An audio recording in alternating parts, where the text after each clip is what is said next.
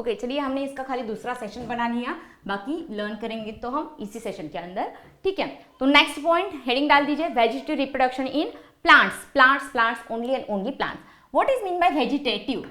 Vegetative मतलब plant के root, stem and leaves के थ्रू अगर प्लांट रिप्रोडक्शन कर रहे हैं, hence they are called as vegetative reproduction. अब तक हमने देखा कि प्लांट में फ्रैगमेंटेशन हो सकता है, बडिंग हो सकता है, जो भी है, बट स्पोर के थ्रू हो सकता है, बट यहाँ प्लांट के root, directly stem, directly leaf के थ्रू अगर न्यू प्लांट तैयार हो रहा है, it is called as vegetative reproduction in plants. तो चलिए कुछ एग्जाम्पल्स दिए गए हैं और बहुत ही ज्यादा इंपॉर्टेंट है। रूट के थ्रू रिप्रोडक्शन हो सकता है, एस ऑब्वियसली रूट के थ्रू हो सकता है। चलिए यहाँ आप क्रिसैंथेमम वगैरह प्लांट्स ले रहे हो, वो स्टेम और रूट दोनों के थ्रू भी रिप्रोडक्शन कर रहे हैं। तो चलिए रूट के थ्रू रिप्रोडक्शन होता है, यस यस यस। पुदीना भी ले सकते हो आप यहाँ एग्जाम्पल, रूट के थ्रू कौन रिप्रोडक्शन कर रहा है? पुदीना।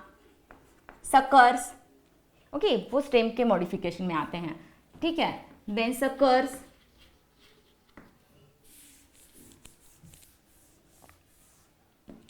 Stolon, bulb, corm, rhizome, runner, these are the examples of modification of stem जिसको कट करने के बाद न्यू प्लांट्स तैयार कर सकते हो, जिसको कट करने के बाद न्यू प्लांट्स तैयार कर सकते हो। तो this is an example of stem द्वारा रिप्रोडक्शन, वेजिटेटिव रिप्रोडक्शन। रूट का भी रिप्रोडक्शन आप कर सकते हो। आप यहाँ किसका, जास्मीन का रूट लगा लो, जास्मीन का स्टेम भी हम लगाते हैं, बट रूट लगाने के बाद भी वो न्यू प्लांटलेट्स तैयार कर रहे हैं, एग्जैक्टली हो सकता है ऐसा।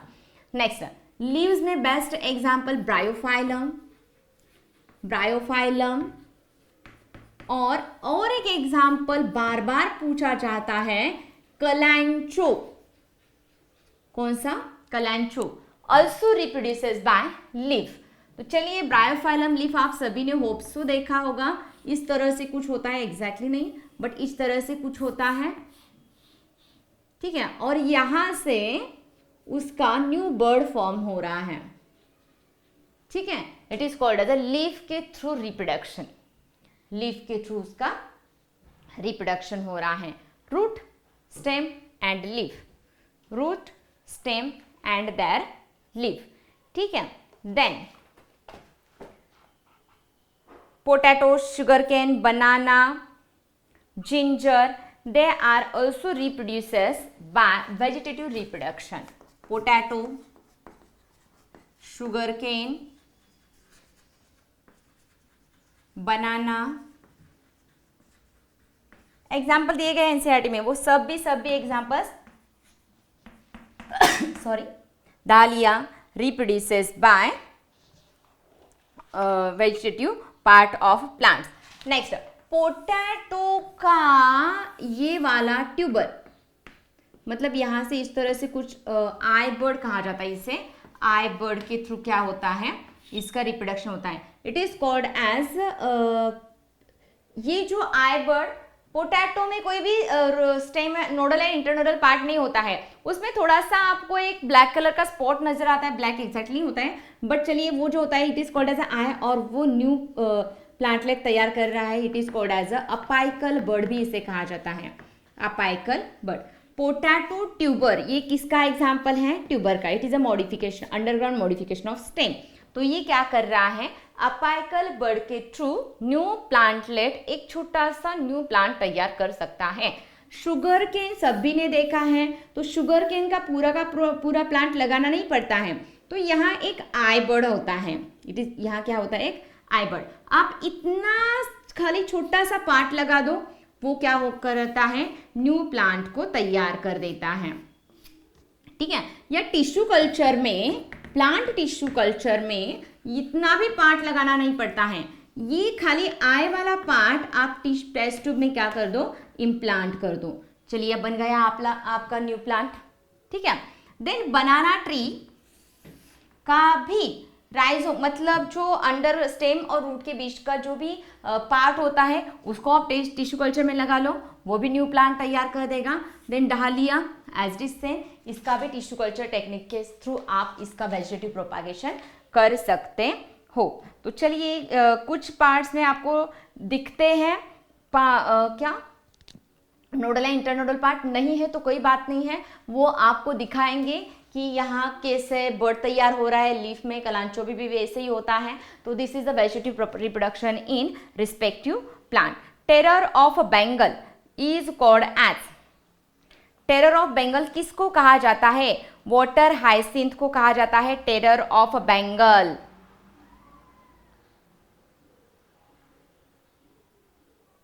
ठीक है, terror of Bengal, terror of Bengal सब कुछ पता है, लेकिन एनसीईआरटी की लाइन टू लाइन जाना बहुत ही इंपॉर्टेंट है। Terror of Bengal, water hyacinth, water hyacinth. Terror of Bengal क्यों कहा गया है? क्योंकि ये इतना फास्टली स्प्रेड होता है, they spread very fastly, spread very fastly on water, और वाटर बॉडीज में इतना फास्ट स्प्रेड होता है, और इसकी वजह से ऑक्सीजन छोटी जो भी एनिमल्स होते हैं वाटर में, एक्वेटिक एनिमल्स, उनको फॉर एग्जांपल फिश को वो ऑक्सीजन नहीं मिल पाता है और उसकी वजह से फिश की डेथ होती है, फिश की डेथ होती है। ठीक है, मतलब वाटर हाइसिंथ के एक्सेस ग्रोथ की वजह से बहुत ही ज़्यादा प्रॉब्लम क्रिएट होता है। एक्वेटिक वीड, ये एक टाइप का एक्वेटिक वीड भी है, मतलब फास्टली ग्रो हो जाता है और उसकी वजह से एनिमल्स को प्रॉपर ऑक्सीजन नहीं मिल पाता है। देन वाटर का बीओडी कम हो जाता है, बीओडी बिकम्स बढ़ जाता है, BOD becomes very high. Biochemical oxygen demand बढ़ जाती है क्योंकि एनिमल्स को ऑक्सीजन नहीं मिल पाता है, तो वो ऑक्सीजन लेने की कोशिश ज़्यादा करते हैं, डिमांड ज़्यादा करते हैं, it is called as a high BOD बन जाता है। तो terror of Bengal, water hyacinth कैसे ग्रो होता है और एनिमल्स को वो प्रॉब्लम क्रिएट करवाता है, ये अगेन देखेंगे हम इकोलॉजी में, इकोसिस्टम के अंदर बहुत सारे इस तरह के पॉइंट्स है, वो भी हम इन डिटेल देखेंगे। तो चलिए this is about the vegetative reproduction in plants. तो नेक्स्ट सेशन के अंदर हम स्टार्ट कर रहे हैं सेक्सुअल रिप्रोडक्शन कैसे होता है, बहुत ही इंपॉर्टेंट, बहुत ही छोटा टॉपिक है। नेक्स्ट सेशन और 2 सेशन में ये खत्म हो जाएगा। तो चलिए नेक्स्ट सेशन में मिलते हैं which sexual reproduction in organism, may be plant, animal and other organisms. ठीक है, तो चलिए बाय।